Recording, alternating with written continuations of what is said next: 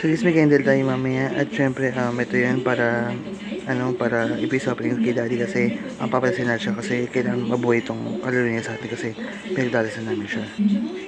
Rosary naman dahil marami siyang kasalanan na pwede namin ipagdasal pa dahil pwede po yung mapunta yung soul niya dito unless na kinulam namin yung kaluluwa niya. So nandito siya ngayon. Daddy, I miss you. Miss you so much. Yan. Syempre ito naman yung sulat dahil pagdarasal natin sila. So now na this to Cornelio Caparas, Flaviano Flores, Placino Flores, and other family. From Caparas Family Prayers. Yan. So pagdarasal natin siya. Dear Dad, kaya nababala kay Daddy dahil marami pong nagawa siyang kasali sa mundo.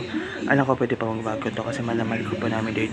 Dad, alam ko na kayo po yung magbibigay success sa amin dahil napakabuti niya pong tatay dahil marami po siya natulungan ako at saka mga pamilya ko.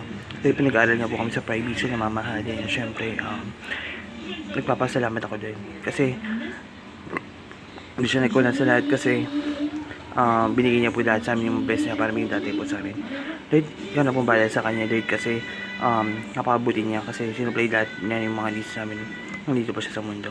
Lord, tinataas po kita kasi napakagaling niyo po sa lahat. In Jesus as in Jesus name pray, amen. I love you so much Daddy. May your soul be guided unto us because I know God is with you always to bless us. In Jesus name I pray. Love you Daddy. So guys, feel free to like, share, subscribe my YouTube vlog. God bless you. So see you next vlog guys. Bye!